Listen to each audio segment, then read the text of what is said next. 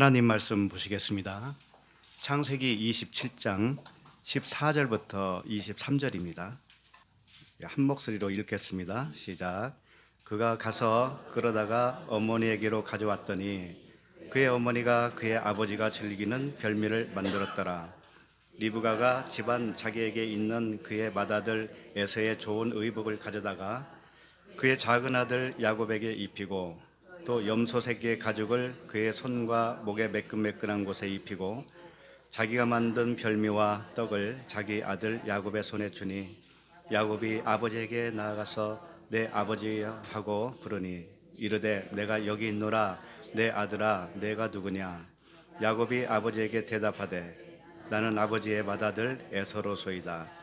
아버지께서 내게 명하신 대로 내가 하였사오니 원하건대 일어나 앉아서 내가 사냥한 고기를 잡수시고 아버지 마음껏 내게 축복하소서. 이삭이 그의 아들에게 이르되 내 아들아 내가 어떻게 이같이 속히 잡았느냐. 그가 이르되 아버지의 하나님 여호와께서 나로 순조롭게 만나게 하셨음이니이다. 이삭이 야곱에게 이르되 내 아들아 가까이 오라. 내가 과연 내 아들 에서인지 아닌지 내가 너를 만져보려 하노라. 야곱이 그 아버지 이삭에게 가까이 가니 이삭이 만지며 이르되 음성은 야곱의 음성이나 손은 에서의 손이로다 하며 그의 손이 형 에서의 손과 같이 털이 있으므로 분별하지 못하고 축복하였더라. 아멘. 기도하겠습니다. 하나님 아버지 은혜와 사랑을 감사합니다. 우리에게 생명을 주시고 그 생명을 더 풍성하게 하시는 주님께 감사와 찬양을 드립니다. 오늘도 주시는 하늘의 만나를 통하여서 아버지의 영광이 나타내 주시옵소서. 감사드리며 예수 그리스도 이름으로 기도드립니다. 아멘. 반갑습니다. 우리 서로 인사 좀 나누시죠. 반갑습니다. 네.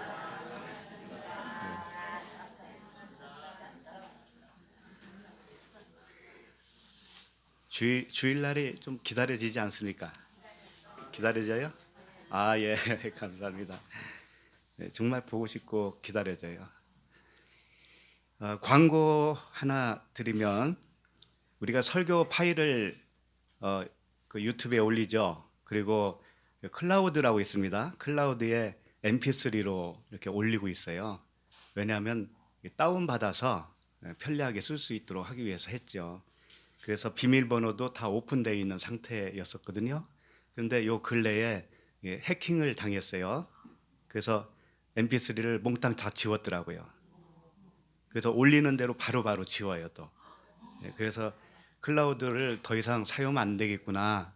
이게 다 믿고 비밀번호까지 다 오픈했더니 아무나 들어올 수 있잖아요. 들어와서 가만히 다운만 받아가면 좋은데 다 지웠더라고요. 그래서 뭐 어느 분이 좀 시기하시는 분이 계셔서 그런지 몰라도 그래서 일단은 우리 단체 카톡 있잖아요. 거기에 이제 mp3를 좀 올려놓으려고 그래요. 필요하신 분은 거기서 다운 받으셔서 들으시면 되고, 그리고 USB 같은 것을 가져오시면 교회에서 지난 설교 몽땅 이렇게 넣어드리는 걸 좀 하려고 그래요. 네, USB나 또는 그 휴대폰 뭐죠? 외장 메모리 있죠. 외장 메모리 칩 그걸 가져오셔도 돼요. 그러면 이제 그 와이파이 같은 것도 없어도 사용할 수 있으니까. 유튜브를 들으려면 이 화면이 항상 켜져 있어야 되잖아요. 그래서 이제 배터리가 소모가 있다라는 그런 문제가 있기 때문에 다운받았으면 참 편리하죠. 필요하신 분들은 언제든지 교회로 가져오시면 됩니다. 아무리 지워도 상관은 없습니다. 왜? 진짜 음원은 컴퓨터에 다 저장돼 있으니까요. 진짜 지우려면 와서 컴퓨터를 들고 가시지. 그거 지워봐요. 무슨 소용이 있어요. 자, 제목 오늘 제목은 야곱의 음성 에서의 손이에요. 자, 우리가 하나님 말씀을 듣습니다. 집에서도 듣고 성경을 읽고 묵상도 하고 다 하시죠. 하나님의 말씀은 말하자면 이 성경책은 사람의 마음을 하나님의 마음으로 바꿔주는 책이에요. 우리는 처음에 태어나서 자라고 하다 보면 사람의 생각으로 자라요. 사람의 마음, 사람의 교훈, 몽땅 인간 세상에 필요한 것으로만 자라나게 되어 있어요. 그런데 하나님의 말씀이 어느 순간에 이제 들어오기 시작하면서 바꿔주는 거예요. 우리 언어를 바꿔주는 거죠. 사람의 생각을 하나님의 생각으로 바꿔주는 책이다. 사람의 언어를 하나님의 언어로 바꿔주는 책이다. 하나님의 언어로 바꿔지는 것이 생명이 되는 거예요. 생명, 새 생명. 이렇게 말씀드리면 간단하구나 생각할 거예요. 아, 그럼 배우기만 하면 되겠지? 이런 생각을 하게 될지도 몰라요. 그런데 그렇지가 않아요. 그렇게 간단한 문제가 아니에요. 왜냐하면 이 언어라는 것은 어디서 나오냐면 자기 마음에서 나오잖아요. 우리가 말을 일상생활에서 하잖아요. 근데 이 마음에서 나와요. 언어라는 것은. 그러니까 결국은 마음이 바꿔져야 된다는 것이죠. 마음의 생각.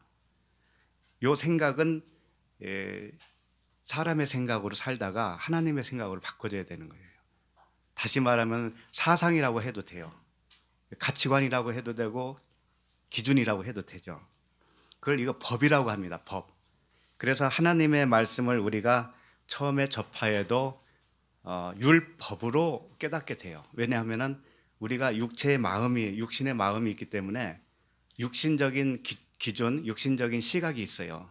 그래서 하나님의 말씀을 우리가 들을 때, 읽을 때 나의 기준으로밖에는 알 도리가 없다니까요.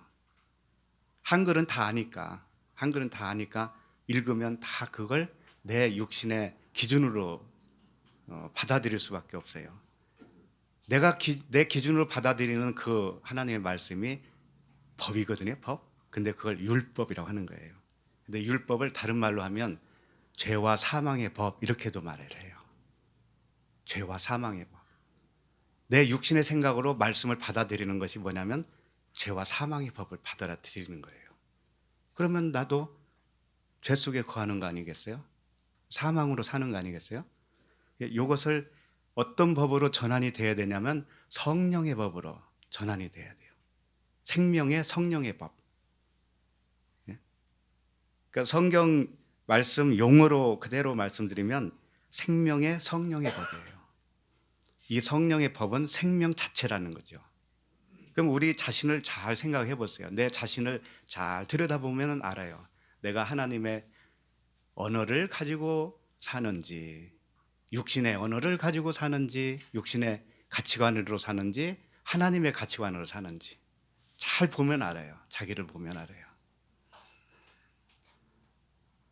미국에 이민을 갔다고 쳤을 때 영어를 해야 되잖아요.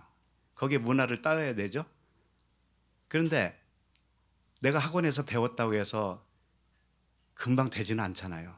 실제 가서 살아보면 부딪히는 문제가 엄청 많이 있을 거 아닙니까? 그와 같아요. 하나님의 말씀도 내가 들었다고 해서 되는 게 아니고 실제 삶을 통해서 정말 내가 되어 있는지 아닌지를 실험을 해보게 되는 거예요. 그래서 이 삶을 준 거죠. 이 삶을.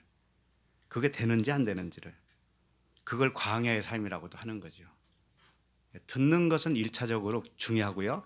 2차적으로는 삶 속에서 내가 그 말씀의 존재로 되어져서 살고 있는가를 끊임없이 확인해 보는 거죠.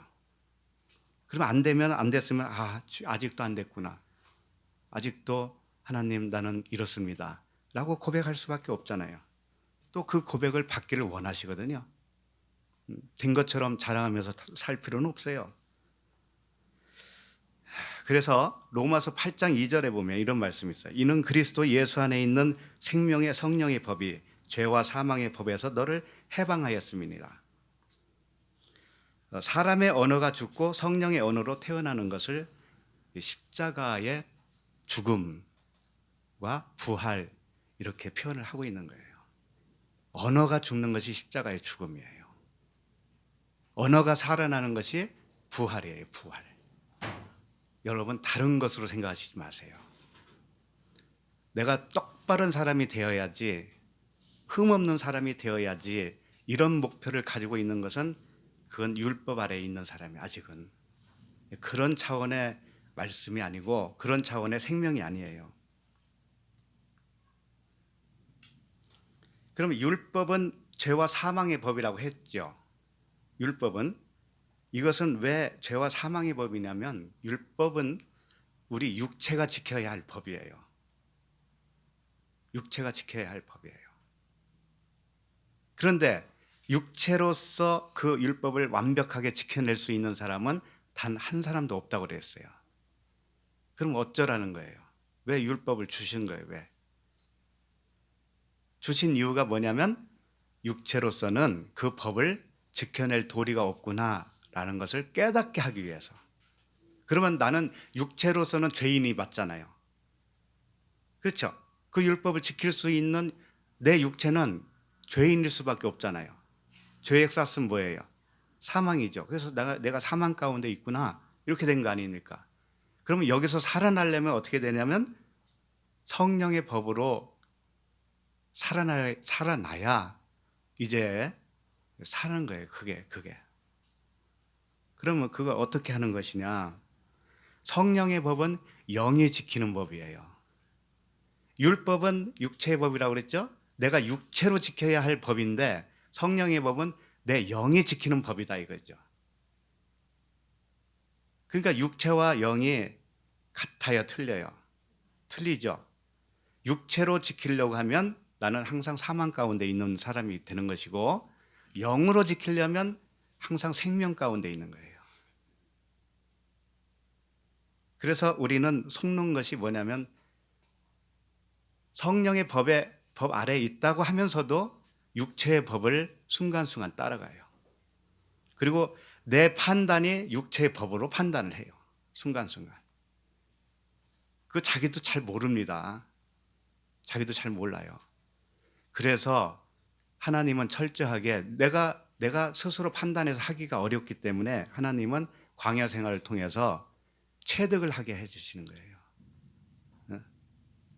육체의 판단으로 살아봤더니 꽝이구나. 결국은 이걸 가르쳐 주는 것이 광야 생활이에요. 그래서 두 손 두 발 다 들고 영으로 사는 것이 하나님이 원하시는 것이었구나. 성령의 법으로 사는 것이 하나님의 원하심이었구나. 그래서 우리도 서로를 판단할 때, 서로를 바라볼 때 육체의 법으로 바라보면 안 되는 거죠. 율법으로 바라보면 안 되는 거죠. 성령의 법으로 바라봐야 돼. 그러니까 그것은 내가 의지적으로 안 되기 때문에 하나님이 만들어 가셔요. 그래서 결국은 체득이 되어지는 거예요. 체득이. 그 말씀이 내 삶 속에서 확인되어지는 겁니다. 확인. 그래야만이 나도 모르게 존재가 되어서 살아가져요. 그러면 언어도 달라지고 가치관도 달라지고 모든 게 달라지는 거예요. 보는 시각이 다 달라지는 거예요. 그래서 십자가의 죽음은 그렇게 만만한 게 아닌 거예요. 내 삶 속에서 정말 넘어지고 터지고 하는 그런 삶이 기다리고 있어요. 그걸 다 통과해야 되는 거예요. 만만한 게 아니에요. 그렇다고 해서 생명이 안 됐다는 말은 아닙니다. 태어나기는 태어난 거죠.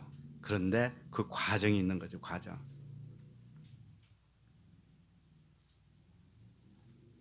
그래서 로마서 8장 9절에 이런 말씀이 있습니다. 만일 너희 속에 하나님의 영이 거하시면 너희가 육신에 있지 아니하고. 만약에 하나님의 영이 우리에게 오셨다면 너희들은 이제 육신적인 사람이 아니다 이거지. 그런데 육신으로 살거든요, 우리가. 왜? 아직 어리니까. 그래서 이것을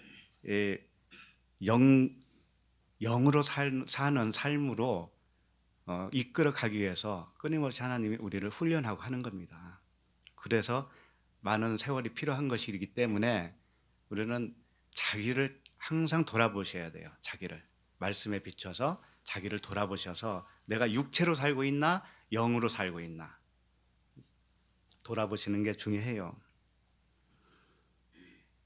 그래서 만약에 광야에서 애굽을 나와서 광야에서 가나안까지 들어가는 여정이 있잖아요. 여정 가운데 만약에 모세가 없었으면 어땠을까요? 만약에 여호수아와 갈렙이 없었으면 어떻게 됐을까요? 소견에 오른 대로 사는 거예요. 소견에 오른 대로. 그럼 가나안에 못 들어가요. 그래서 하나님이 모세도 보내고 사도도 보내고 선지자도 보내고 복음 전하는 자도 보내고 목자와 교사도 보내는 거예요. 목사는 없고 목자의 목자. 포이맨, 목자의 목자. 나는 선한 목자다 할 때 이게 포이맨이에요. 그때 목사와 교사라고 했는데 목사가 아니고 목자예요. 목자라고 부르는 게 좋습니다. 그래서 그런 하나님이 보낸 자들을 통해서 언어를 배우게 한다니까, 언어를. 그래서 이 언어를 잘 배우셔야 됩니다. 배우셔야 내 입에서 나오는 언어가 바른 언어를 사용하게 될 거 아니에요. 근데 그 언어는 사상이 바뀌어야 바른 언어가 나와요. 내 마음이 바뀌어야 바른 언어가 나오는 거죠. 아무리 겉으로만 해도 소용없어요. 속이 바뀌어야 돼, 속이.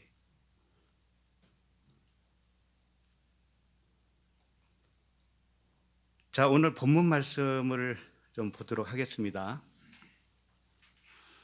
창세기 지금 계속 보고 있는데 지금 내용이 뭐냐면 이삭이 두 아들에게, 두 아들이 아니죠, 에서에게 축복을 하려고 사냥해서 고기를 가져와라, 별미를 만들어 와라, 그럼 내가 그거 먹고 축복해 줄게, 이렇게 했단 말이죠.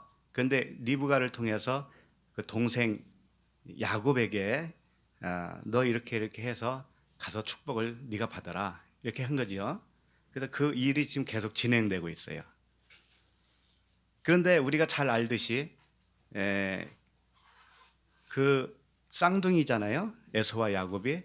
태어나기도 전에 하나님이 이삭에게 먼저 말씀을 한 적이 있었어요. 그게 무슨 말씀이냐면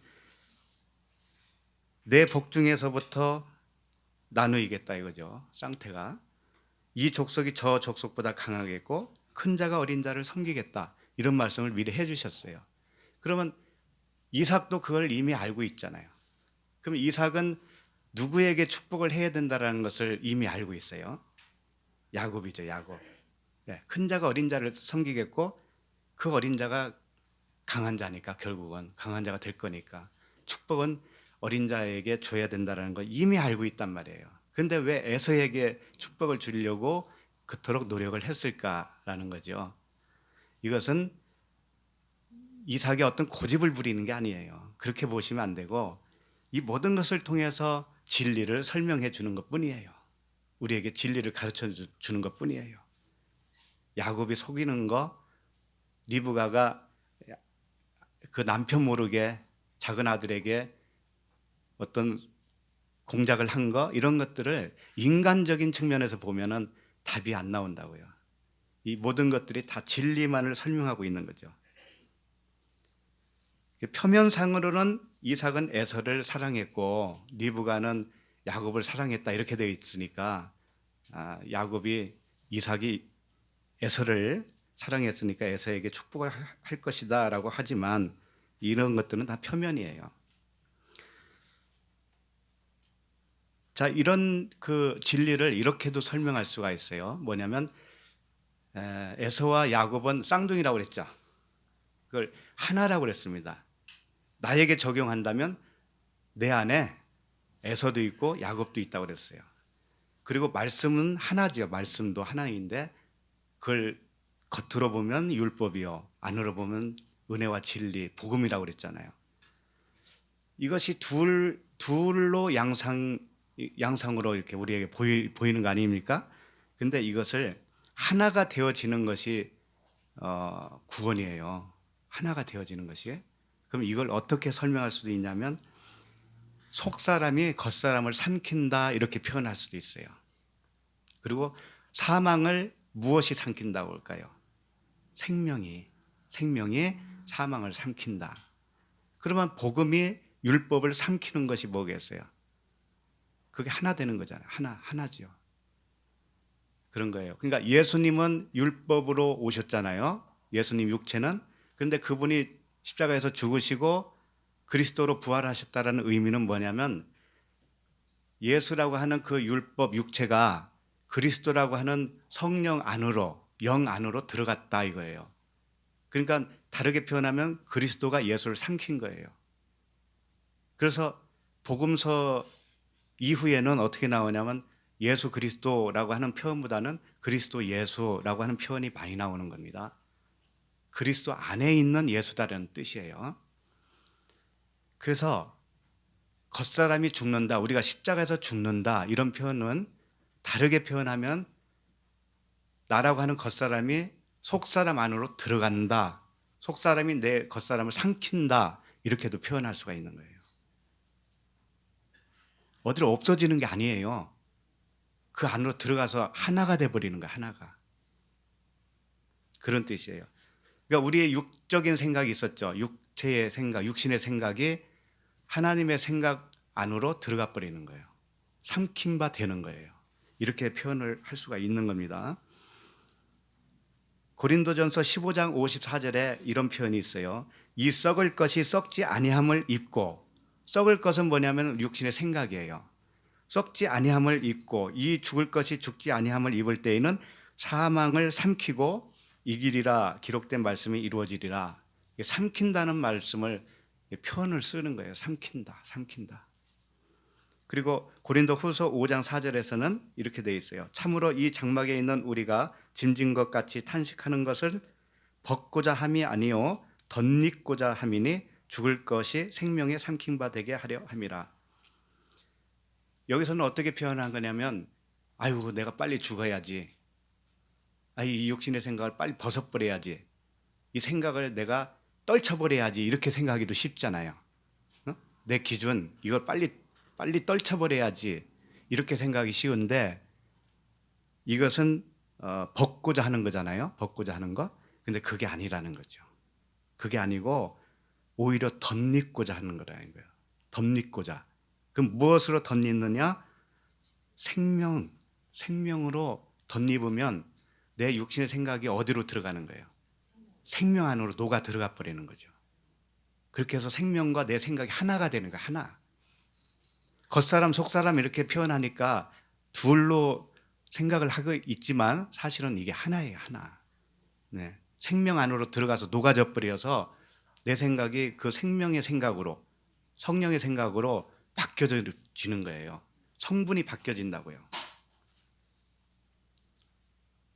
커피를 물에다 타서 녹이면 커피 성분 따로 있고 물 성분 따로 있는 게 아니듯이 하나가 되듯이 그렇게 녹아져 버리는 거예요. 녹아져 버려요. 그래서 이 생각 떨쳐버려야지 이런 것보다는 생명으로 덧입어야 되는 거죠. 생명으로 전환되면 되는 거예요. 그래서 언어가 바뀌는 거예요.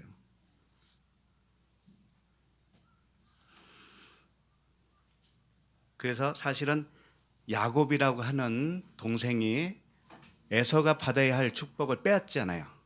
빼앗죠. 이것이 뭐냐면 에서라고 하는 그 형이 야곱이라고 하는 동생 안으로 녹아 들어가는 것과도 같은 거예요. 그 동생이 형을 삼키는 거예요. 삼키는 거.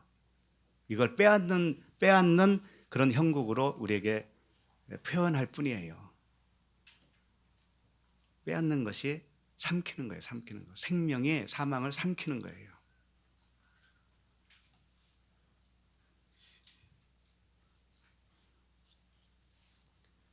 알아듣기 참 어렵죠. 저게 무슨 말일까? 집에서 맛있는 거나 먹을 걸.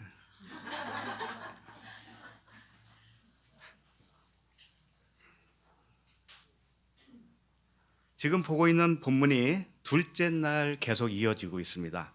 둘째 날은 17절까지가 이어지고 있어요. 둘째 날은 항상 무엇을 상기하면 좋으냐면 물세례, 죽음을 의미하고 있어요. 죽음. 홍해를 건너는 그 모습을 연상하면 좋아요. 그러니까 둘째 날을 해당되는 1절부터 17절까지 내용을 보면 핵심이 뭐냐면 누가 죽어요. 여기서. 누가 죽는지 알아요? 염소 새끼가 죽어요. 염소 새끼가 무슨 죄가 있다고 염소 새끼를 2마리씩이나 가져온다니까? 이게 누구의 모형이었죠? 예수 그리스도잖아요. 예수 그리스도의 죽으심이 물세례, 그 둘째 날이라니까, 둘째 날. 그분의 죽으심이 우리를 살리잖아요. 그래서 셋째 날은 살아나는 모습으로 나올 수밖에 없어요. 셋째 날은 18절부터 29절까지라고 볼 수 있는데 어떻게 해서 살아나는 모습을 여기서 표현했느냐면 야곱이 복을 받는 거예요. 야곱이 복을 받는 것으로. 복은 영생의 복이에요. 성경에서 말하는 복은 생명이에요. 영생. 그러니까 야곱이 복을 받았다라는 것은 영생, 생명을 받았다라는 거예요. 그러니까 먼저 양 새끼가 죽고 나서 야곱이 복을 받잖아요. 이게 살아남이에요. 그런 눈으로 자꾸 보시면 이 언약 7제까지의 언약이 자꾸 눈에 이제 들어오기 시작할 거예요. 그다음에 18절, 29절 이상에는 이제 넷째 날이 되겠죠. 광야의 삶이 이제 시작되겠죠. 자, 14절을 보시겠습니다. 14절 같이 읽을까요? 시작. 그가 가서 끌어다가 어머니에게로 가져왔더니 그의 어머니가 그의 아버지가 즐기는 별미를 만들었더라. 이제 그가 가서 끌어다가 무엇을 끌었을까요? 염소 2마리죠. 염소를 2마리를 어머니에게 가져왔어요. 끌어온 자는 누구예요? 야곱이죠. 그걸 가지고 별미를 만든 사람은 누구예요? 어머니죠. 그러면 이걸 영적으로 한번 적용을 해보세요. 양 2마리를 끌어오는 나, 야곱이죠. 끌어오는 나는 그러면 무엇을 어떻게 한 것이 끌어왔다는 말이 될까요?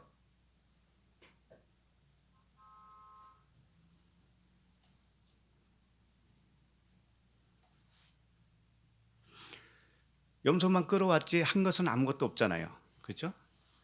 그것은 뭐냐면 우리가 영적으로 표현한다면 대속물이 필요하다는 걸 아는 거예요.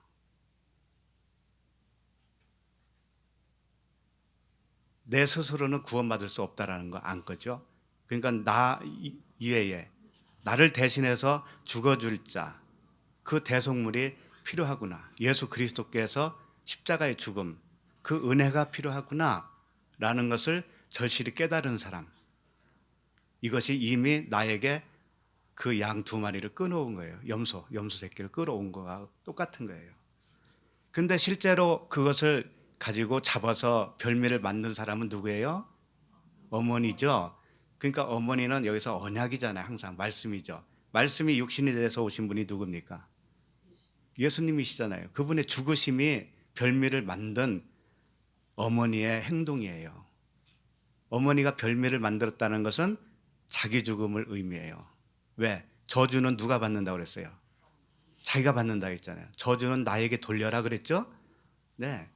그렇기 때문에 여기서는 리브가, 어머니가 십자가에 죽으신 그리스도를 의미하는 거예요.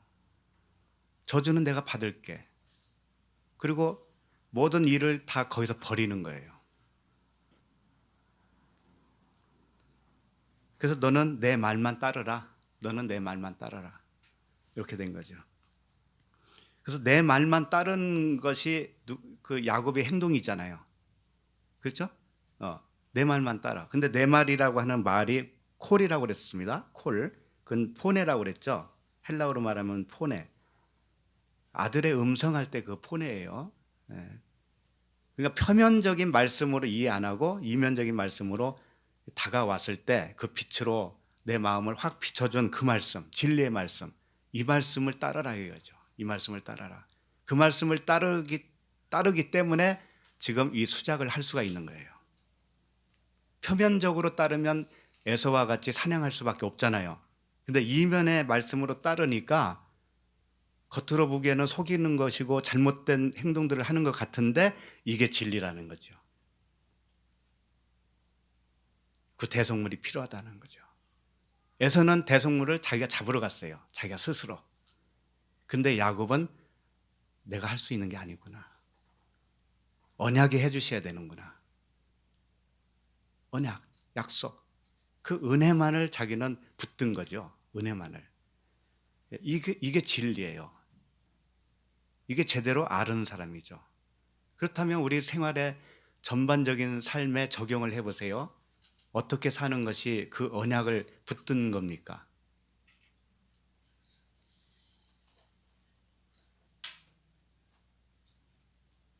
일이 막힐 때 한번 생각해 보세요. 어떤 일이 막힐 때 그걸 언약으로 생각하면 어떻게 돼요? 언약으로. 감사. 네. 네, 좋아요. 모든 게 언약이면 감사죠. 모든 게 감사죠. 그죠? 네. 근데 감사로 안 나오죠, 잘. 예. 그래서 광야가 필요한 거예요. 감사가 나올 때까지. 왜? 내 관점이 있으니까 감사가 안 나온다니까요. 내 관점이 있어서. 내 기준, 내 가치관이 있기 때문에 감사가 안 나와요. 그렇다고 해서 감사합니다. 그렇게 외치고 살아라는 얘기 아니에요. 삶 자체가 감사 자체로 사는 거죠, 그냥. 근데 매사에 불만이 있는 사람 있죠. 그렇잖아요. 옆에 아들을 봐도 불만, 남편을 봐도 불만, 아내를 봐도 불만, 딸을 봐도 불만, 엄마를 봐도 불만. 뭐가 그렇게 불만이 많어, 도대체가. 그건 왜 그럴까요? 내 가치관이 살아있어서 그래요. 언약으로 그걸 내가 받아들였다면 어떻게 할까요? 그 거칠은 어머니도 은혜구나. 그 말썽 피는 딸도 은혜구나. 하나님이 주셨는데, 하나님이 지금 하고 계시는데 그럴 거 아닙니까? 이 남편이 얼마나 귀한가, 이 아내가 얼마나 귀한가, 그걸 알 거 아닙니까? 그러니까 얼마나 큰 차이를 보이고 있어요. 이 말씀을 어떻게 이해하는가에 따라서.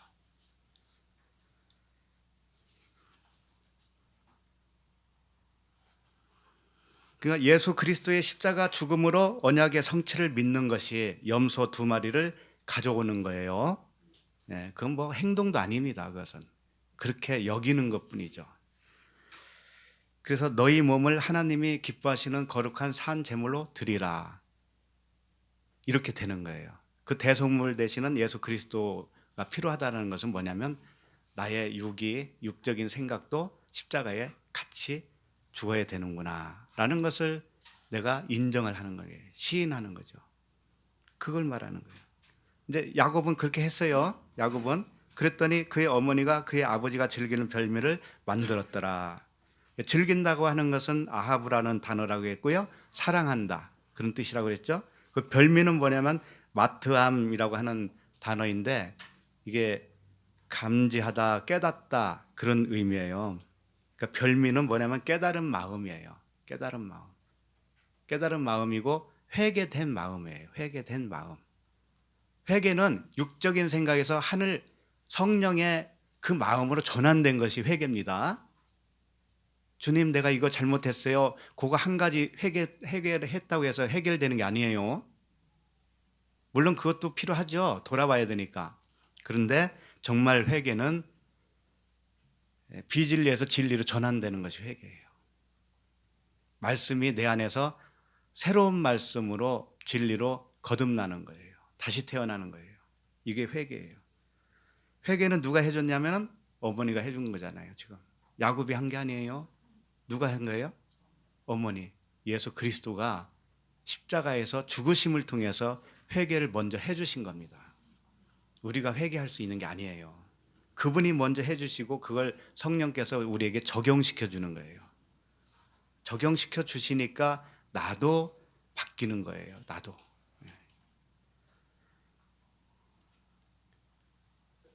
그래서 주님이 이랬죠.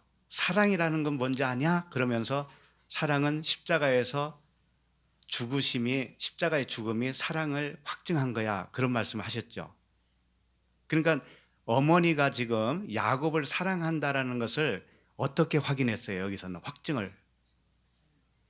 자기가 양을 잡아서 별미를 만든 거잖아요. 그래서 아들 야곱에게 주었어요. 그러면 그 모든 책임은 누가 지겠다라는 의미죠? 어머니. 그러니까 어머니가 그 사랑을, 야곱을 얼마나 사랑하는가를 여기서 확증한 거예요. 내가 저주를 다 받겠다. 이렇게 해서 아버지에게 축복받으러 들어가면 넌 거짓말쟁이가 된 거잖아. 그죠? 거짓말쟁이가 된 거잖아요. 속이는 거잖아요. 그러면 속였으면 죄잖아요, 죄. 그러면 죄의 삭은 사망이죠. 야곱이 사망을 당해야 되는 것을 누가 받겠다라는 거죠? 엄마가 받겠다. 이게 십자가의 사랑이에요. 그래서 십자가는 그 하나님이 우리에게 대한 사랑을 확증한 사건이에요. 그것을 여기서 이런 스토리를 통해서 진리로 설명해 주는 거예요. 그래서 우리는 저주받을 게 없는 겁니다. 저주는 누가 받았습니까? 예, 주님이 받으셨기 때문에 우리는 받을 저주가 한 개도 없어요. 한 개도 없어요. 두려워하지 마세요. 당당하게 사시면 되는데 문제는 내 언어가 바뀌어야 된다니까. 그 생명으로 받았기 때문에 생명의 언어가 실제로 나올 때까지 광야 생활을 하는 거예요. 그러니까 자기를 잘 돌아보셔야죠. 에레미야 33장 2절에는 이런 말씀을 하셔요. 일을 행하시는 여호와, 그것을 만들어 성취하시는 여호와, 그의 이름을 여호와라 하는 이가 이와 같이 이르시도다.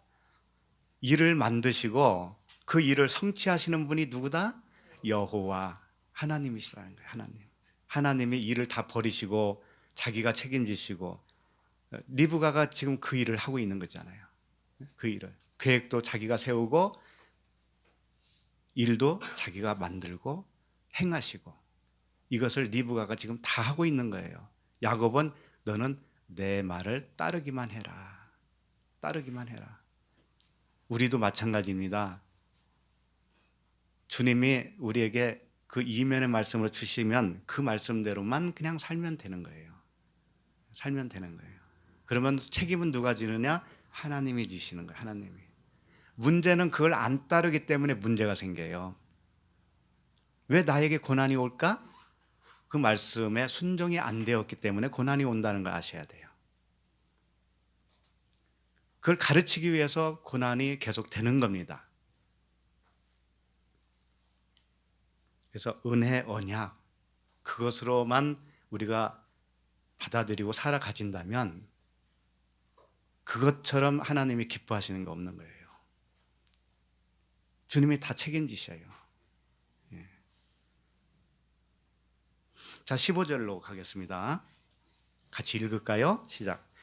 리브가가 집안 자기에게 있는 그의 맏아들 에서의 좋은 의복을 가져다가 그의 작은 아들 야곱에게 입히고, 리브가가 자기에게 있는, 집안 자기에게 있는 그의 맏아들 에서의 좋은 의복을 가져다가 그의 아들에게 입혔어요. 작은 아들에게. 리브가가 집안 자기에게 있는, 이 뜻은 뭐냐면 집에 간직해 놓은 그런 뜻이에요. 옷을 집에 간직해 놓았다라는 거죠. 야곱의 옷도 있을 것이고 에서의 옷도 있을 것이에요. 그런데 거기서 그의 맏아들 에서의 좋은 의복을 가져다가 차남인 야곱에게 입혔다 이거죠. 그러면 이 에서의 옷은 뭘까요? 무엇을 상징할까요? 응? 네, 그리스도라고 해도 뭐 틀린 거 아니죠. 예수나 그리스도나 똑같으니까. 근데 에서와 야곱을 둘로 나눠서 생각할 때는 에서는 미워하는 자죠. 하나님이. 하나는 미워하고 야곱은 사랑했다고 그랬잖아요. 그러니까 에서의 옷은 미워하는 옷이죠. 네. 야곱의 옷은 사랑하는 자의 옷이 되는 거겠죠. 그런데 여기서 맏아들 에서의 좋은 옷이라고 그랬습니다. 좋은 옷. 그러니까 미워하는 자의 옷은 사실상 좋지 않는 거지요. 그런데 그 중에서 좋은 옷이라는 거죠. 이게 무슨 의미를 가지고 있을까? 예수님이 십자가에서 달리시기 이전에 홍포를 입혔잖아요. 홍포. 입히고 가시관을 머리에 씌우고 갈대를 손에 쥐어주고 거기서 또 절을 했잖아요. 걔네들이 조롱하면서. 예, 그런 것들이 뭐냐면 예수님이 세상 임금이라고 하는 상징을 부여해 준 거죠. 세상 임금. 그러니까 에서의 옷은 세상 임금의 옷이에요. 그러면 야곱에게 입혔다라는 것은 야곱도 이제 세상 임금이 되는 거예요. 이 순간에. 세상 임금이 되어서 어디로 가냐면 죽으러 가는 거죠. 그러니까 좋은 의복이라고 하는 것은 이런 의미예요. 그 세상 임금이 입는 옷은 정말 안 좋아 보이지만 그것은 좋게 하는 역할을 가지고 있는 옷이다 이거예요. 좋게 하는 역할. 무슨 역할? 좋게 하는 역할. 왜 좋으냐면 율법은 무엇을 깨닫게 하기 위해서? 죄를 깨닫게 하기 때문에. 예. 율법이 나쁜 게 아니에요. 율법이 나쁜 것이 아니고 율법은 죄를 깨닫게만 해주기 때문에 거기까지예요. 생명을 주지는 못해요. 율법 자체가 생명을 가지고 있지는 않아요. 그래서 죄를 깨닫게 하기 때문에 좋은 거다 이거죠. 그 말씀이 로마서 7장 12절에 있어요. 제가 읽어봅니다. 이로 보건대 율법은 거룩하고 계명도 거룩하고 의로우며 선하도다. 자, 이로 보건대 율법은 거룩하다는 거죠. 그리고 계명도 거룩하고 의로우며 선하도다. 그러니까 율법은 좋다라는 거 나쁘다는 거예요? 좋다라는 거죠. 이게 율법의 옷, 좋은 옷이라는 거죠. 왜? 죄를 깨닫게 하기 때문에 그 율법의 옷을 입고 살아보니까 율법이 요구하는 대로는 이 육체로는 살 수 없구나 라고 하는 단계까지 끌고 가는 거예요. 그래서 좋은 거라 이거죠. 그러니까 야곱에게 그 옷을 입혔다라는 건 뭐냐면 야곱이 아직은 죄를 깨닫지 못했거든요. 야곱이 하나님의 사랑으로 구원은 받았다 할지라도 생명을 받았다 할지라도 야곱도 그 과정이 있다라는 거예요. 과정이 있어요. 그렇기 때문에 그 과정 속에서 분명히 자기의 죄를 깨달아야 돼요. 야곱도 그걸 해주기 위해서 에서의 옷을 입혀주는 거예요. 그래서 율법의 옷을 사실 입히기 전에 죄인인 것은 사실이지만 죄인인 줄 모르기 때문에 법을 강화시켜 주는 거예요. 법을 강화시켜 준다고.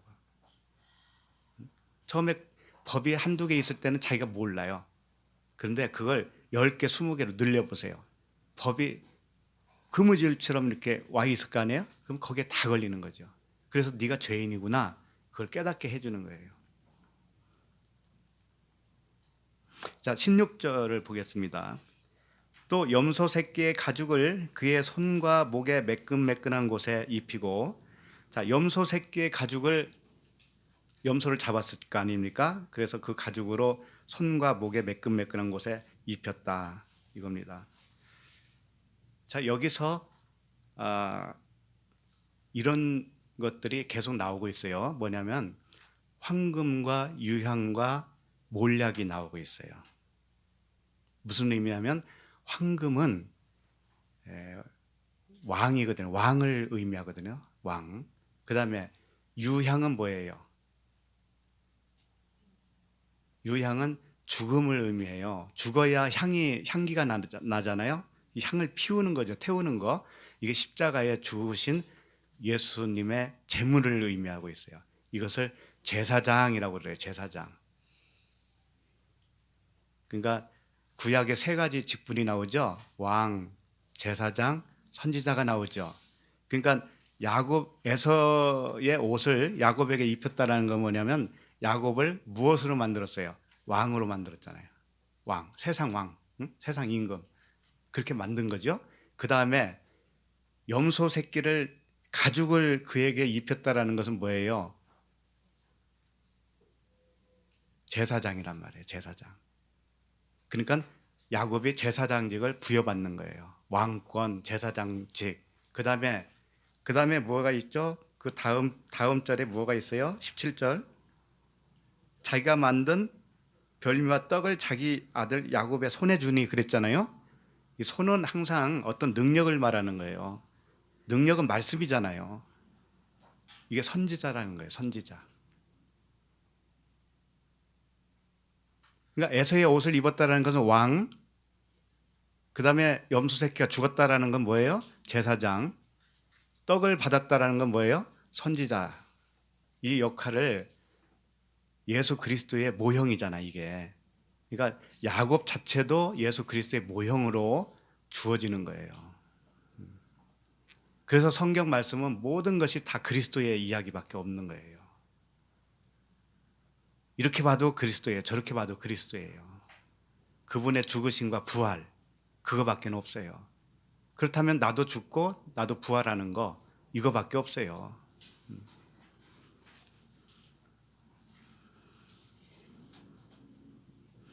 염소 새끼의 가죽을 그의 손과 목에 매끈매끈한 곳에 입혔다라는 것은 그 손은 뭐냐면 항상 능력을 의미해요. 근데 그게 말씀 선포잖아요. 능력이라는 것은. 그런데 야곱은 아직 생명은 받았지만 온전치가 못하잖아요. 그래서 털을 입혔다라는 것은 뭐냐면 율법의 말씀으로 강화시키는 거예요. 덧입히는 거예요. 그래서 그걸 벗기기 위해서 그러는 겁니다. 때를 벗기기 위해서 뭘로 불려요? 물로 불리잖아요. 그거하고 똑같은 거예요. 야곱의 때를 벗기기 위해서 매끈매끈하다는 게 무슨 의미라고 그랬어요? 매끈매끈. 이 저 호리는 말 또 뭐라고 그랬어요? 아첨하는 말 그런 거라고 그랬잖아요. 매끈매끈한 것이. 그러니까 아직은 생명은 받았지만 야곱도 거짓말하고 있고 호리는 말을 쓰고 있고 유혹하는 말을 쓰고 있고 아첨하는 말을 쓰고 있는 거예요. 그러니까 그 언어를 바꾸기 위해서 무엇을 강화시키냐면은 법을 강화시키는 거예요. 율법을 그에게. 그래서 자기의 존재를 좀 깨달으라는 거죠. 그렇게 하는 거예요. 지금 그런 일을 손에다가 또 목에다가 하는 거예요. 목은 육신의 생명을 의미하죠. 거기서 나오는 말. 손은 뭐예요? 그것으로 어떤 일을 하는 거잖아요. 행동을 의미하죠. 행동. 목은 육신의 생각이라면 손은 뭐냐면 육신의 생각대로 벌리고 있는 그런 삶을 말하는 거죠. 그 행동을 말하는 거예요. 같은 거죠, 사실은. 거기에다가 양을 잡아서 염소를 잡아서 가죽으로 털을 입혔다. 한번 생각해 보세요. 그때는 무슨 접착제가 좋았는지 모르지만 손에다가 그걸 바른다고 해서 야곱 이삭이 그걸 몰라볼 것 같아요. 자, 목에다가 털을 이렇게 붙였다고 해서 가죽으로 그걸 만져보는 아버지가 그걸 몰라볼까요? 그렇게 속이겠다고 시도하는 것 자체가 얼마나 우스워요. 그러니까 진리만을 설명하고 있는 책이에요. 성경책은. 이거 읽으면서 박장대소해야 되는 거예요. 참 하나님 이렇게도 멍청하신 분이네. 거꾸로 말하면 내가 멍청한 거지. 그 몰라본 내가 멍청한 거지.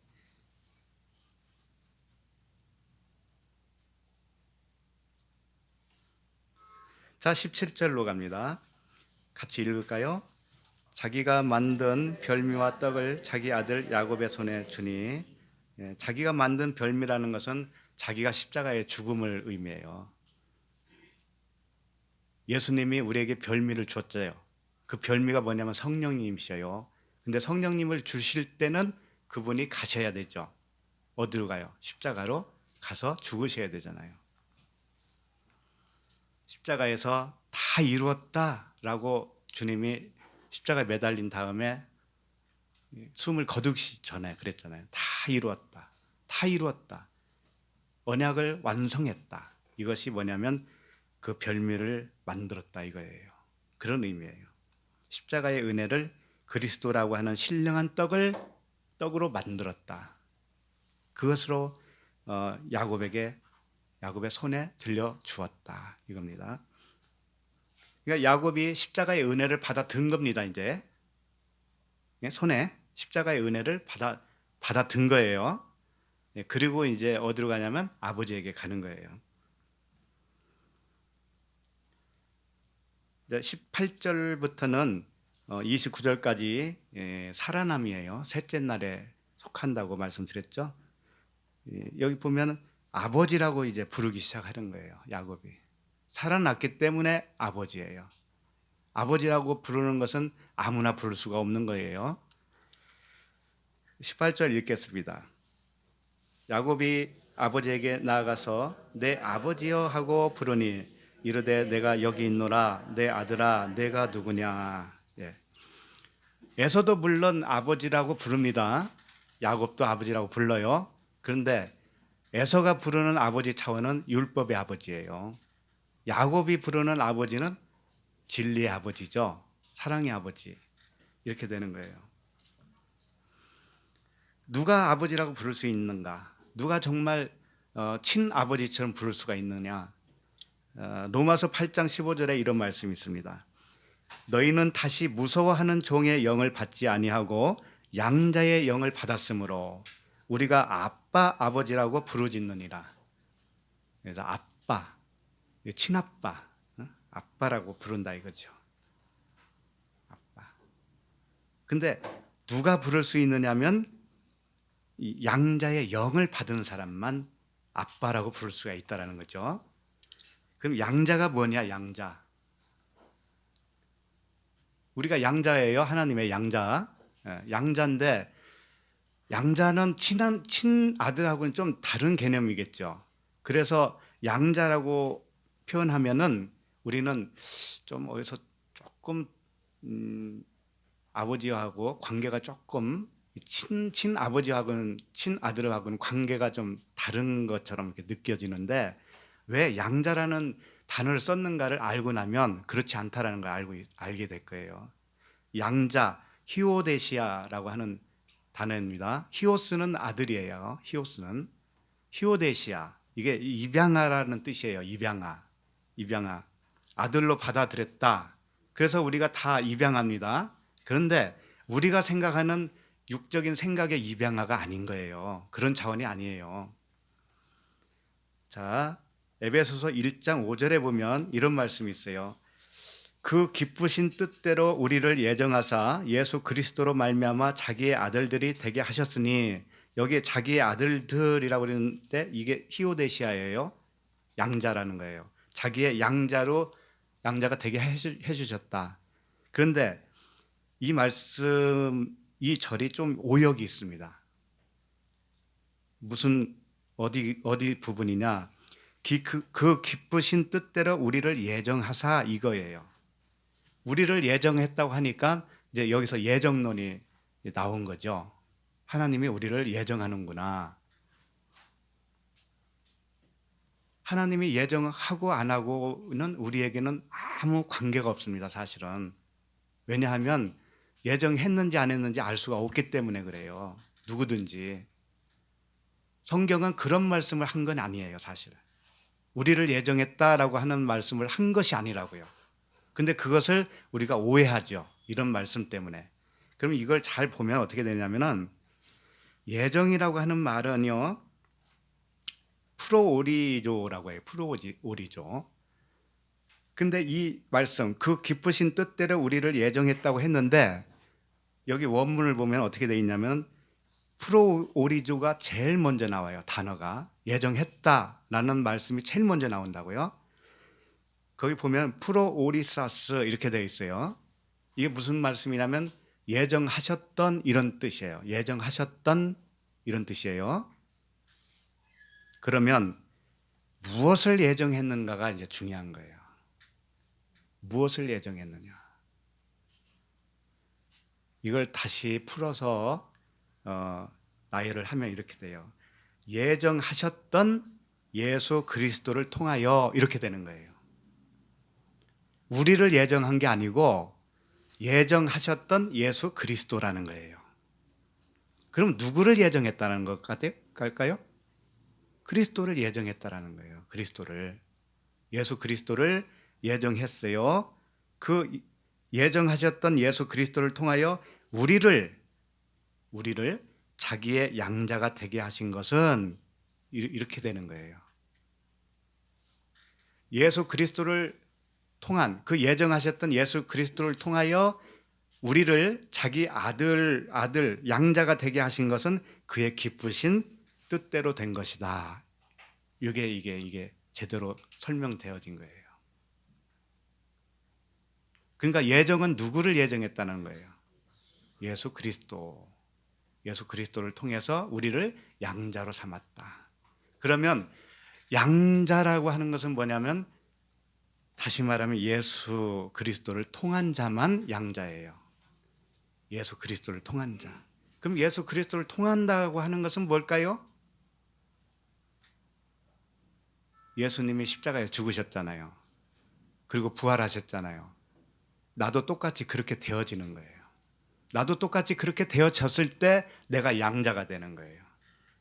근데 그 양자는 왜 양자라고 했느냐면 받아들여졌다는 의미를 표현하기 위해서 그러는 거예요. 예수 그리스도와 함께 십자가에 못 박혔나니 그러잖아요. 이렇게 될 때 받아들여진다 이거예요. 하나님이 우리를 그렇게 되어져야만이 내가 하나님의 아들로 받아들여지고 아들이 되는 거예요. 그러니까 이 방법 말고는 없다라는 거죠. 이 방법 말고는 하나님의 아들을 되는 것이 방법이 없어요. 방법이. 그러니까 예정이 됐느니 마느니 이건 따질 필요가 없어요.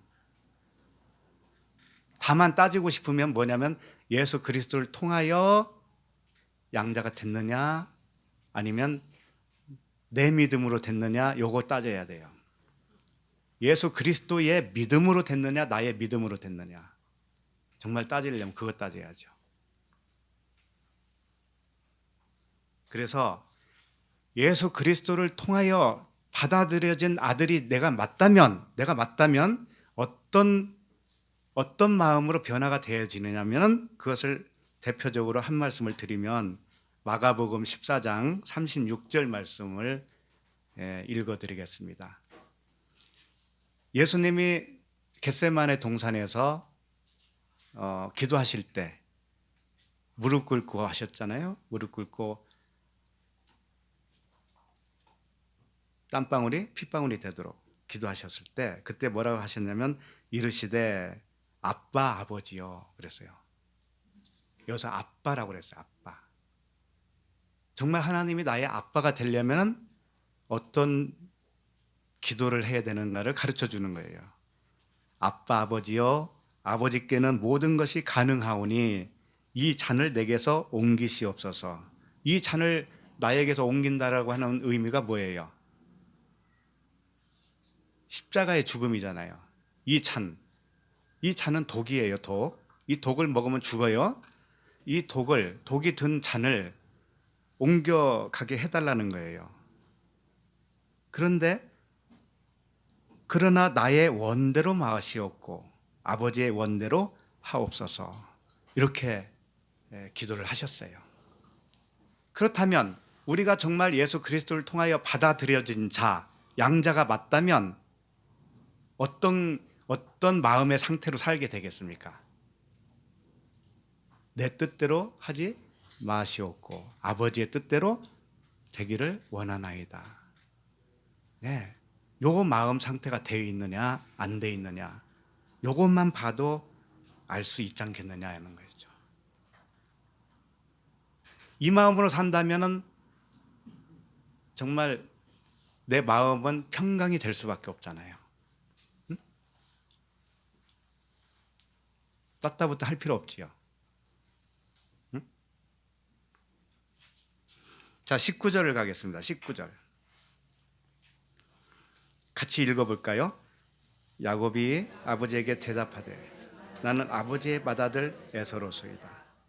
아버지께서 내게 명하신 대로 내가 하였사오니 원하건대 일어나 앉아서 내가 사냥한 고기를 잡수시고 아버지 마음껏 내게 축복하소서. 야곱이 이제 아버지에게 가서 아버지 하니까 대답하니까 나는 아버지의 맏아들 에서로소이다. 야곱이 가서 자기가 에서라고 그러는 거예요. 얼마나 천연덕스러워요. 네? 얼마나 연기를 잘합니까? 얼마나 거짓말을 잘해요. 여기서 떨리며 이런 단어도 없네.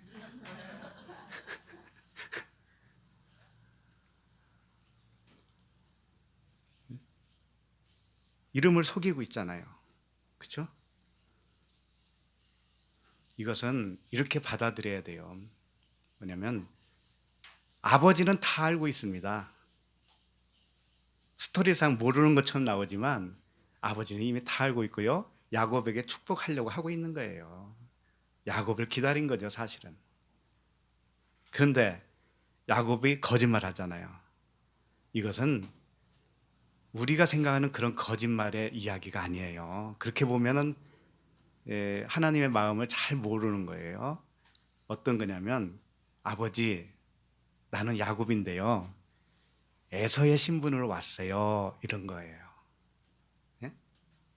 내가 야곱 맞는데 에서의 신분으로 왔어요. 그럼 에서의 신분으로 왔다는 건 뭐예요? 죽어야 할 죄인으로 왔습니다. 그거잖아요. 하나님의 에서는 미워하고 야곱은 사랑했으니까 에서는 내가 죽어야 할 육신이잖아요. 겉사람이죠. 그러니까 나는 죄인입니다 라고 하는 것은 뭐예요? 내가 에서입니다. 이것과 똑같은 거예요. 하나님, 내가 죄인이 맞네요. 나는 육신의 생각으로 하나님과 원수되면서 사는 것이 맞습니다 라고 고백을 한다면 우리가 이게 내가 에서입니다 라는 고백이라니까요. 야곱이 자기가 진짜 에서라는 얘기를 하는 것이 아니에요. 생각을 해보세요. 이삭이 두 아들의 음성을 다 기억하지요. 그래서 음성은 야곱이다 그랬잖아요. 나중에 보면. 그러면 취소를 해야 되지 않나요? 엄마를 불러서 야, 그럼 간단한 문제잖아요. 리브가를 불러서 얘가 지금 누구야? 내가 지금 눈이 안 보이는데 얼마든지 할 수 있는 거 아닙니까? 그런데 만져보니까는 목소리는 야곱인데 털이 있는 거 보니까는 에서가 맞네 이러고 지나간단 말이에요. 얼마나 유머가 있는 하나님이세요.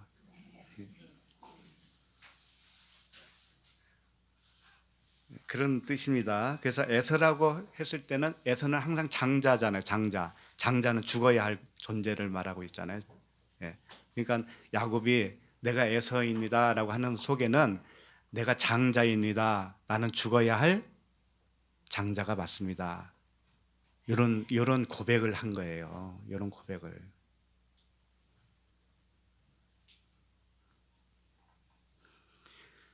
그래서 아버지께서 내가 명하신 대로 내가 하였사오니, 아니 아버지께서 내게 명하신 대로 내가 하였사오니 이러죠. 그러면 이삭 아버지가 에서에게 뭘 명했었어요? 가서 사냥해서 잡은 고기로 별미를 만들어서 나에게 가져와라 그런 거잖아요. 그것을 지금 했습니다 그런 거죠. 야곱은 내가 그걸 했습니다 그러는 거예요. 그럼 그 속뜻은 뭐라고 하냐면 사냥하러 가서 네가 한번 해봐라는 거잖아요. 해보고 할 수 없다라는 것을 네 고백으로 가져와라 그런 뜻이잖아요. 회개된 마음을 가져와라. 진리를 가져와라. 요게 이삭이 에서에게 명한 거예요. 근데 그것을 야곱이 지금 똑같이 했다라는 거잖아요. 그런데 야곱은 자기가 한 거 아니잖아요. 누가 해줬어요? 리브가가 해줬잖아요. 사실은. 그러니까 이게 진짜인 거예요. 주님이 해줬다라는 거예요. 주님이. 그 고백을 하는 거예요. 언약으로 내가 다 알고 왔습니다. 언약으로 받고 왔습니다. 정말 내가 저주받을 인간이었는데 언약으로 그 은혜로 내가 덮인 바 되었습니다. 그 은혜를 입고 지금 내가 여기 왔습니다. 그런 고백이에요.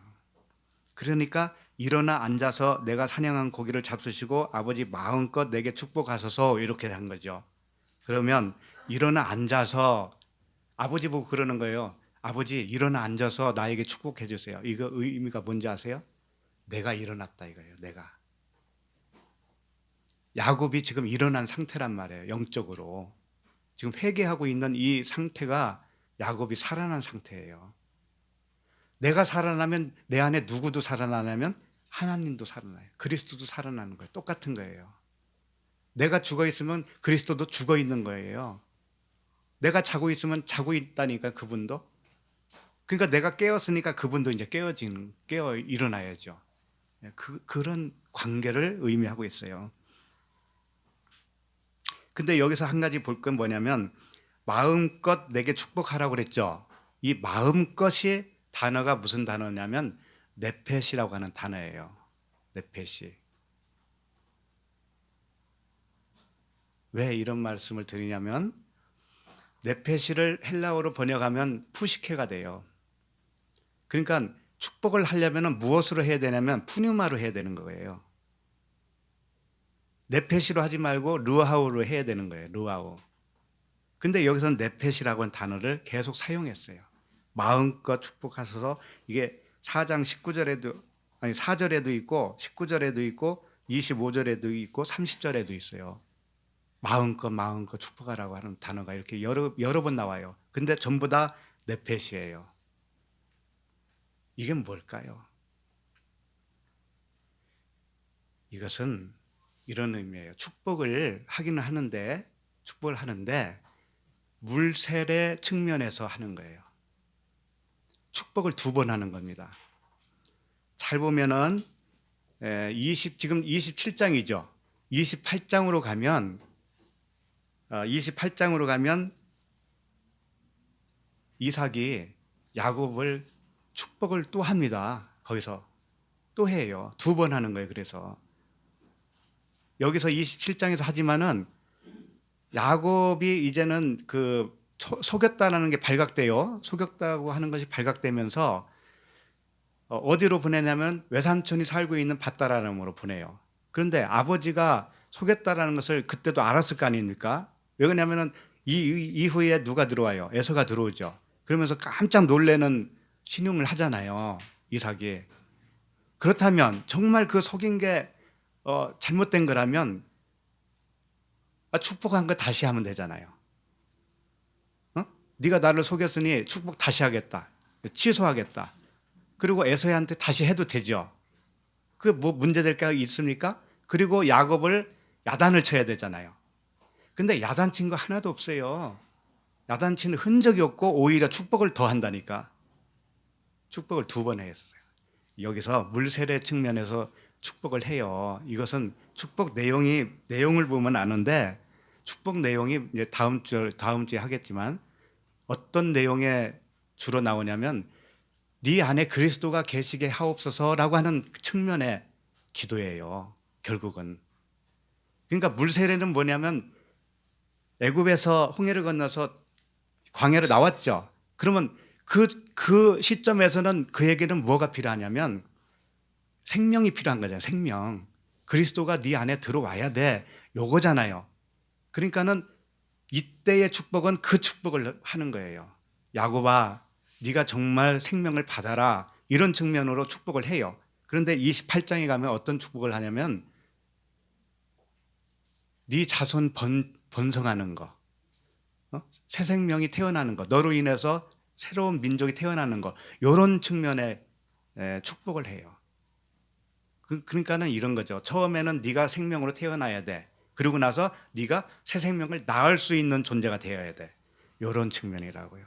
그래서 지금은 네펫이 푸시케, 네펫이 이건 육적인 생명을 의미합니다. 육적인 생명 측면에서 축복을 하는 거예요. 그래서 이 육적인 생명이 바뀌어지기를 원하는 것이고요. 그 다음에 28장으로 넘어가서 하는 축복은 그 생명이 장성을 해서 너도 새 생명을 낳을 수 있는 존재가 되어야 돼. 여기까지 가기를 원하는 거예요. 그걸 불세례라고 하는 거예요. 불세례. 그러니까 이 단어 하나에서도 그런 것을 발견할 수가 있어요. 자, 그럼 20절 가겠습니다. 이삭이 그의 아들에게 이르되 내 아들아 내가 어떻게 이같이 속히 잡았느냐 그가 이르되 아버지의 하나님 여호와께서 나로 순조롭게 만나게 하셨음이니이다. 이삭이 아주 천연덕스럽게 거짓말을 잘하잖아요. 그래서 네가 어떻게 이렇게 속히 그 사냥감을 잡았느냐? 그러니까는 하나님 여호와께서 나로 순조롭게 만나게 해주셨거든요. 이런다니까. 그러니까 이삭이 그냥 꼴딱 넘어가요. 그런 말에. 그러니까 이걸 이면의 말씀으로 좀 다시 봐야 돼요. 표면상으로는 그렇다 이거지. 이삭이 그의 아들에게 이르되 내 아들아 내가 어떻게 이같이 속히 잡았느냐라는 뜻은 뭐냐면 속히라고 하는 단어를 좀 잘 보시면 마하르라고 하는 단어예요. 마하르. 그 제트기 인공위성 같은 거 할 때 마하 뭐 이런 거 하잖아요. 마하. 굉장히 빠른 속도를 의미하잖아요. 마하르. 속히, 급히.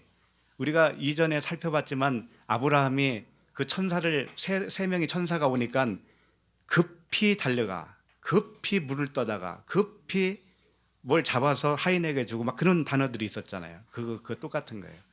급히, 속히. 왜 이런 말씀들을 할까? 이 마하르라고 하는 그 의미 속에는 이런 뜻이 있어요. 물에 녹아지는 것을 의미하고 있어요. 물에 녹아진다. 무엇인가가 물에 속히 녹아진다 할 때 이 속히 마하르라고 하는 단어를 쓴다라는 것을 깨닫게 돼요. 물에 녹아지는 거. 그게 뭘까요? 물은 진리잖아요. 진리. 진리에 내 생각이, 육신의 생각이 녹아지는 거. 생명이 사망을 삼키는 거죠. 예, 나는 사망인데 생명 안으로 녹아져 들어가 버리는 거예요. 이걸 속히라는 단어로 표현하고 있다는 거. 굉장히 놀라운 일이에요. 그래서 야고보서 1장 19절에는 이런 말씀을 하고 있어요. 내 사랑하는 형제들아 너희가 알지니 사람마다 듣기는 속히 하고가 뭐냐면 들어서 듣기는 빨리 들으라 그런 뜻이겠어요. 이게 그 들어서 물에 녹아져라 이거예요. 말씀을 들어서 그 말씀에 네 생각이 녹아져라. 이게 속히 듣는 거예요. 말 속에 녹아져야 돼. 그래서 언어가 달라져야 돼요. 언어가 사상이 달라져요. 사상이. 그리고 속히 말하기는 속히 하고 듣기는 속히 하고 말하기는 더디하라. 성내기도 더디하라. 이렇게 되어 있어요. 그것은 뭐냐면 네 생각, 육신의 언어를 이렇게 성내기, 더디하고 그랬잖아요. 말하기는 더디하고 성내기도 더디하라. 왜? 성내는 것이 뭐냐면 육적인 관점에서 말하는 것이 성내는 거예요. 성낼 수도 있습니다. 진리적인 측면에서 성 얼마나 낼 수 있어요. 화도 낼 수 있는 겁니다.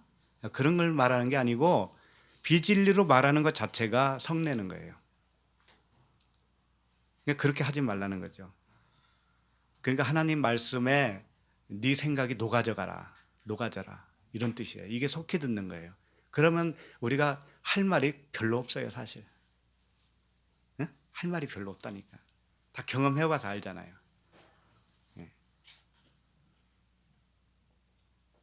자, 그 다음에 본문 말씀으로 들어가요. 20절.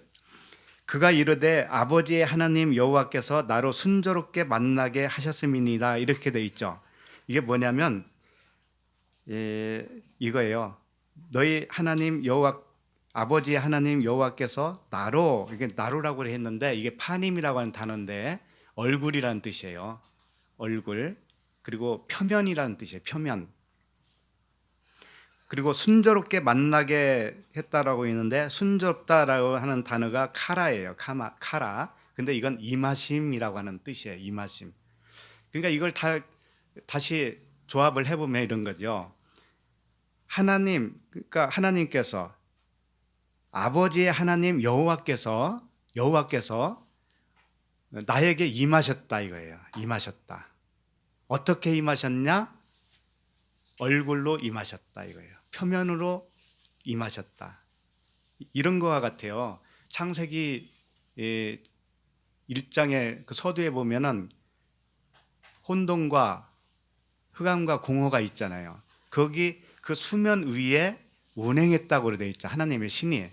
예, 그런 걸 연상하면 돼요. 수면에 이렇게 운행을 하시는 거예요. 표면으로 운행을 하시는 거예요. 그러니까 아직은 성령께서 임하시기는 했는데 자기 안으로 들어왔다라는 거예요, 안 들어왔다라는 거예요. 들어오지는 않은 상태란 말이에요. 야곱이 그 상태예요. 이게 물세례라는 거예요.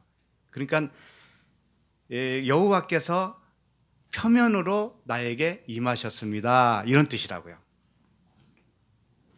그러니까 그분이 야곱 안으로 들어오셔서 야곱이 온전히 부인되어지고 그 그리스도의 생명으로만 사라지는 때까지는 아직 여정이 많이 남았다.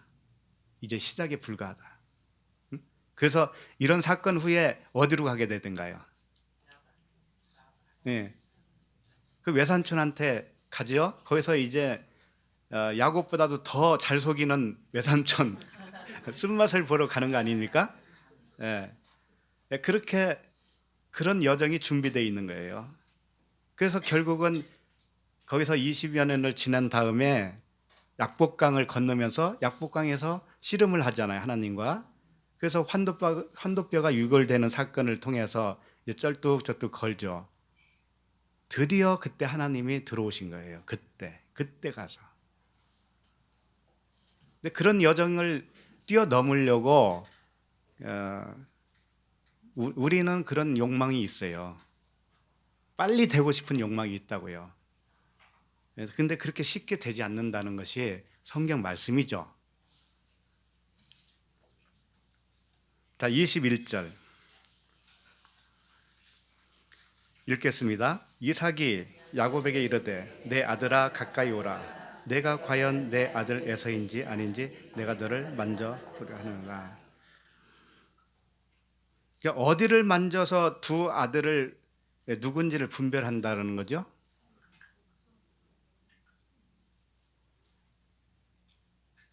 그렇죠.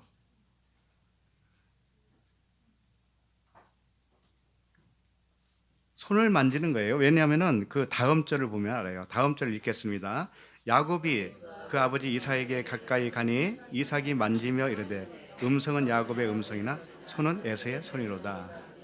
손을 만진 거예요. 귀로는 뭘 들었어요? 음성을 들었죠. 음성은 야곱의 음성이다. 손은 에서의 손이구나. 이 의미가 뭘까요, 도대체? 이제 손으로 만져봤다라는 것은 뭐냐면 자세히 살펴봤다 이런 의미예요.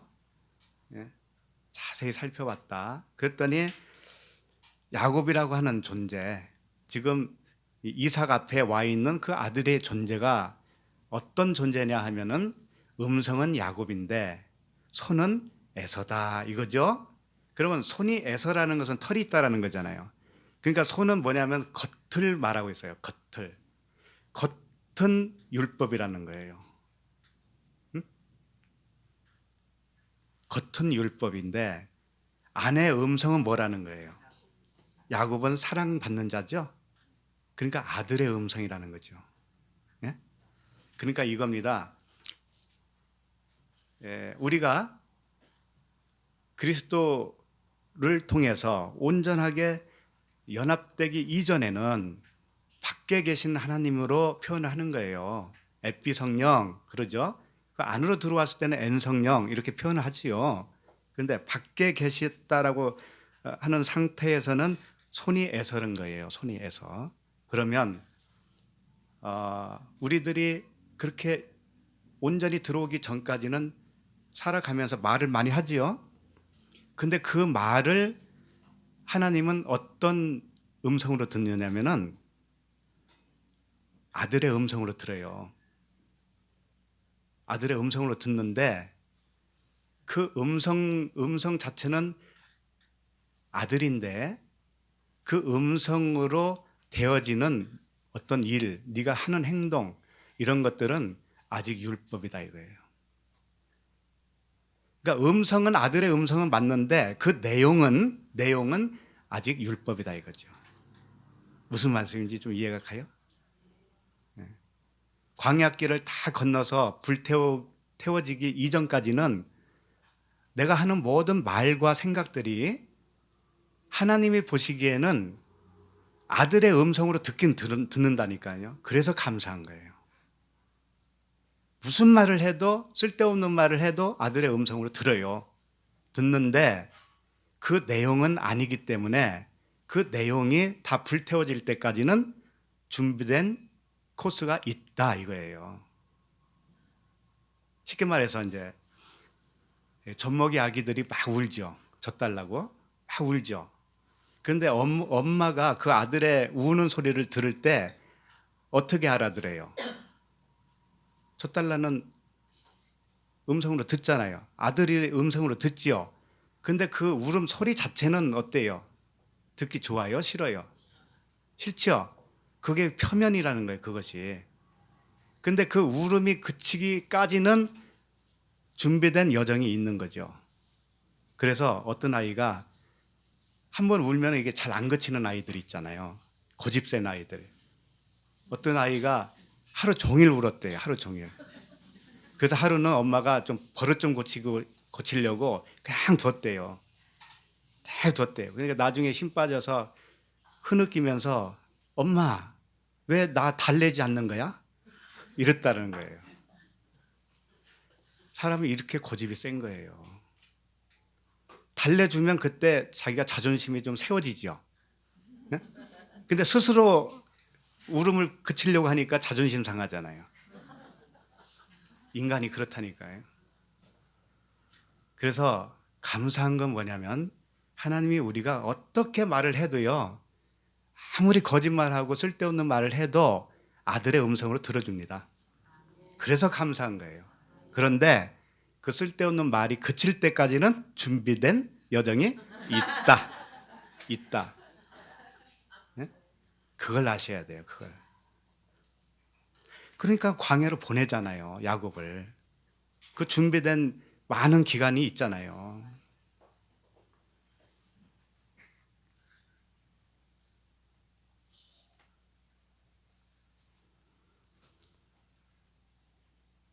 그래서 이 말씀을 내가 꾸며낸 말씀이 아니라는 것을 가르쳐 드려야 되잖아요. 로마서 7장 19절에 보면 이런 말씀이 있어요. 내가 원하는 바 선은 행하지 아니하고 도리어 원하지 아니하는 바 악을 행하는도다. 자, 아들의 음성이라고 하는 것은 뭐냐면 하나님이 우리를 볼 때 이런 거예요. 원하는 선이 있다라는 걸 아는 거예요. 하나님이 우리를 볼 때 아들로 본다고 하는 것은 내가 원하는 선이 있어요. 내 속 사람이. 그건 뭐예요? 아버지의 뜻대로만 살고 싶은 그 원함이 있죠. 있죠. 그런데 그게 잘 돼요, 안 돼요? 안 되죠. 그래서 악을 행하는 거예요. 그러니까 원함은 있는데 실제로는 하나님의 마음대로 내가 사라지지 않는단 말이에요. 이게 두 가지 양상이 있죠. 욕을 말하고 있어요. 바울도 욕을 말하고 있다고요. 음성은 야곱이에요. 아들의 음성이에요. 그런데 그 하는 말 내용을 보니까는 다 악이에요. 악. 거짓말하고 있잖아요, 지금. 야곱이 거짓말하고 있잖아요. 자기가 에서라고 그러고 순적히 뭐 만났다 그러고 다 그러잖아요. 이것은 이제 그걸 표현해 주고 있어요. 원함은 있으나 그 악을 행하는 거예요.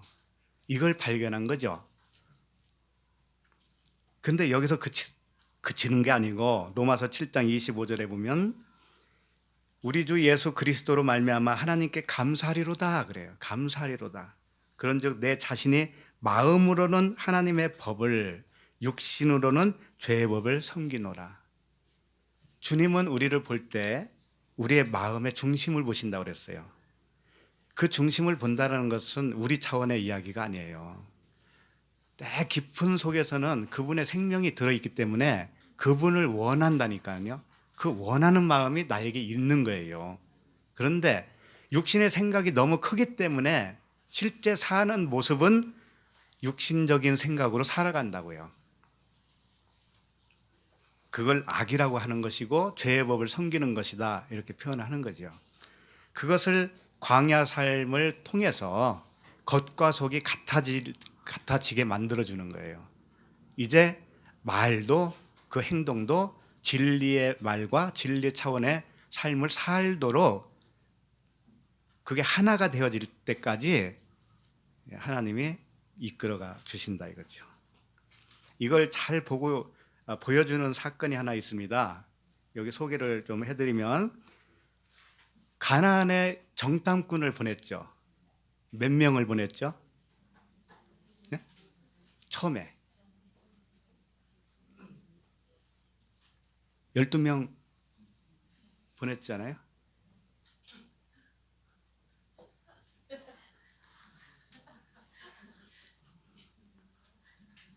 (10명인가) (12명인가) 12명이죠. 12명 보냈죠. 근데 2명만 긍정적으로 말을 했고 나머지 10명은 긍정적으로 말한 것이 오히려 비정상이죠. 왜냐하면 실제 본대로 10명은 말을 했으니까. 그게 사실이니까. 어쨌든 이제 그 사람들을 보냈는데 이제 그 부분에 대해서 하나님이 굉장히 섭섭해 하신 거예요. 말하자면 그 부분을 읽어드리면 민수기 14장 34절에 이런 말씀이 있어요. 너희는 그 땅을 정탐한 날 수인 40일의 하루를 1년으로 쳐서 그 40년간 너희의 죄악을 담당할지니 너희는 그제서야 내가 싫어하면 어떻게 되는지를 알리라 하셨다 하라. 40일을 정탐을 했습니다. 그런데 10명은 부정적으로 보고를 했죠. 2명 빼고는. 그래서 대다수 이스라엘 백성들이 그 10명의 말을 따릅니다. 그 10명의 말을 따라요. 그래서 하나님이 뭐라고 하시냐면 너희도 그래? 그러면 40일을 곱하기 1년 해가지고 40년을 계산해서 너희도 광야 생활을 좀 해봐라. 이렇게 한 거예요. 그게 우리들에게 다 적용되는 말씀이에요. 우리들이 처음에는 부정적이고 눈에 보는 대로만 볼 수밖에 없잖아요. 그 이면을 잘 못 본다니까 우리는 처음에는. 그렇기 때문에 그 광야 생활을 우리에게 허락하시는 거예요. 근데 무엇 때문에 허락하시냐면 우리는 옛날에 어떻게 생각했냐면 뭐 죄지면 하나님께 벌 받아 이런 차원으로 생각을 했을 거예요. 그렇죠? 죄지면 하나님이 벌 주잖아. 그래서 광야를 뺑뺑 돌린다. 이렇게 말을 했을 때 죄진다고 하는 의미도 뭘로 우리가 생각을 많이 했었죠? 어떤 율법, 법에 거슬리는 걸 말하는 거잖아요. 근데 하나님은 그걸 보는 게 아니에요. 예를 들면 옛날에 그랬잖아요. 11조 떼어먹으면 어떻게 한다고 그랬어요? 주일 안 지키면 어떻게 된다고 그랬어요? 그게 다 율법이었단 말이에요. 근데 하나님은 그걸 말씀하는 게 아니에요. 부정적인 언어가 얼마나 하나님이 보시기에 안 좋은가를 여기서 말씀을 하고 있잖아요. 응? 육신의 생각에서 나온 그 언어, 그걸 고치겠다라는 거예요. 그걸 11조 잘 내는 사람으로 고치겠다는 말이 아니라 너의 언어를 고치겠다는 거. 언어. 하나님은 언어라니까. 언어. 말이 영이라고 그랬잖아요. 말씀이 영이라고 그랬잖아요. 그러니까 40년 동안 무엇을 했느냐면은 사상을 고친 거예요. 생각을 고친 거예요. 말을 고친 거예요. 그러면 10명은 나중에 가나안에 들어가요? 못 들어가요? 못 들어가죠. 1세대잖아요. 그러니까 열이 왜 못 들어가냐면 열도 역시 말씀이에요. 우리 안에 말씀이 열로 완성이 되어지면 둘이 남죠. 이게 예수와 그리스도란 말이에요. 여호수아 갈렙. 그래서 12은 항상 아들의 숫자라고 그랬잖아요. 아들. 왜 12로 계산을 하냐면 열이 완성이 돼서 예수 그리스도로 하나가 되어질 때 이것이 아들이라는 거예요. 그러니까 비진리의 언어가 완전히 폐기되어져야 돼요.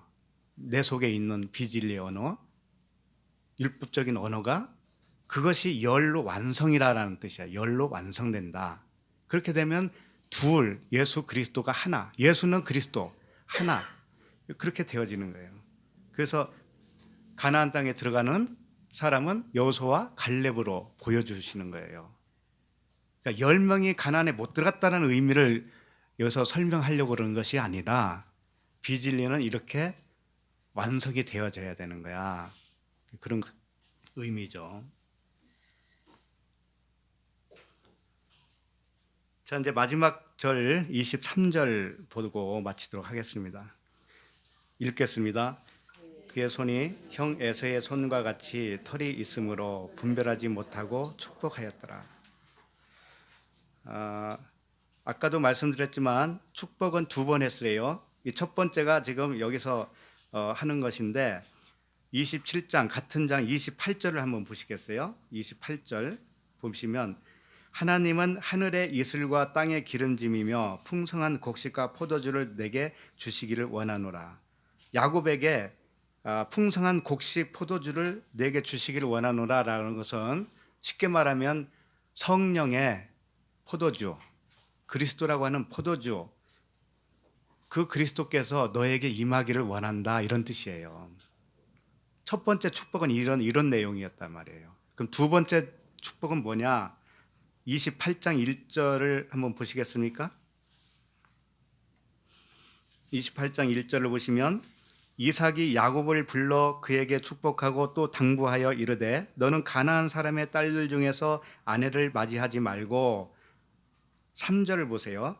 전능하신 하나님이 내게 복을 주시어 내가 생육하고 번성하게 하여 내가 여러 족속을 이루게 하시고, 그래서 생육하고 번성하는 축복을 하지요.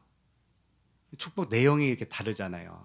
첫 번째는 그리스도의 임하심을 축복한 거고, 두 번째는 그리스도 하나가 되어서 새 생명을 낳아라, 자녀를 번성하라, 복음을 전하는 자가 되어라, 진리를 이제 전하는 자가 되어라, 이런 차원으로 2번 축복을 하는 거예요.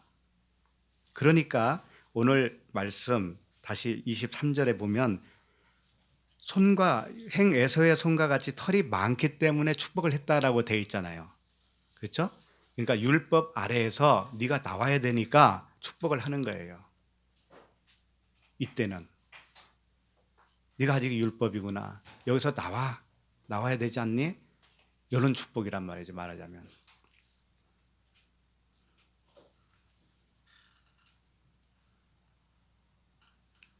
그래서 하나님은 우리의 사상을 바꾸기를 원하셔요. 우리 육신적인 기준과 자기의 감정 또는 연민, 육적인 사랑, 이런 것들을 하늘의 차원, 성령의 법 안으로 들어오기를 원하시는 겁니다. 그래서 광야 생활이 있는 거예요. 이걸 잘 마치게 되면 우리는 언제나 하나님과 하나로 걷게 되어져요. 이게 진정한 안식이 되는 겁니다. 그때는 모두가 이 안식에서 평안한 상태로 살아가기를 원합니다. 우리 찬양을 한 곡 하겠습니다. 주 품에 품으소서, 아시죠? 능력의 팔로 덮으소서. 주 품에 품으소서.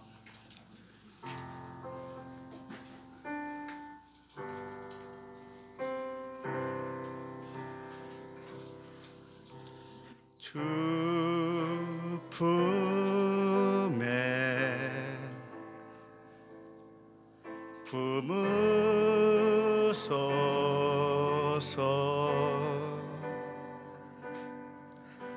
능력의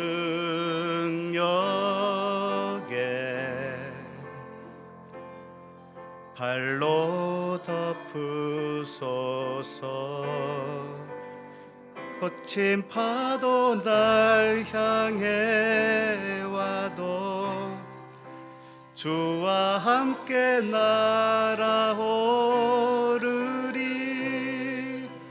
폭풍 가운데 나의 영혼 잠잠하게 주를 보리라. 주님 안에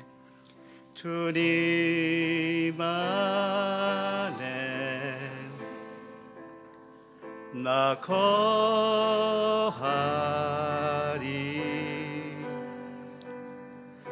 주 능력 나 잠잠히 믿네.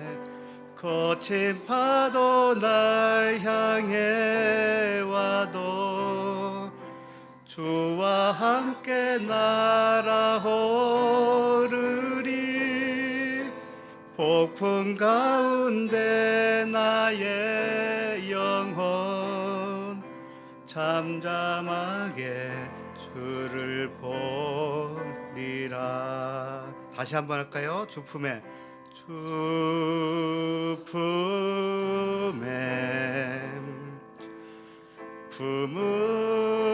품으소서. 능력에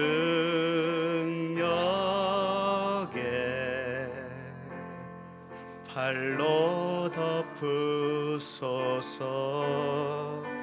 거친 파도 날 향해 와도 주와 함께 날아오르리. 폭풍 가운데 나의 영혼 잠잠하게 주를 보리라. 주님 안에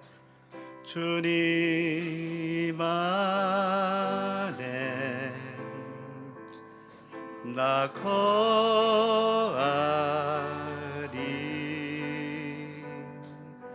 주 능력 나 잠잠히 믿네. 거친 파도 날 향해 와도 주와 함께 날아오르리. 폭풍 가운데 나의 영혼 잠잠하게 주를 보리. 잠잠하게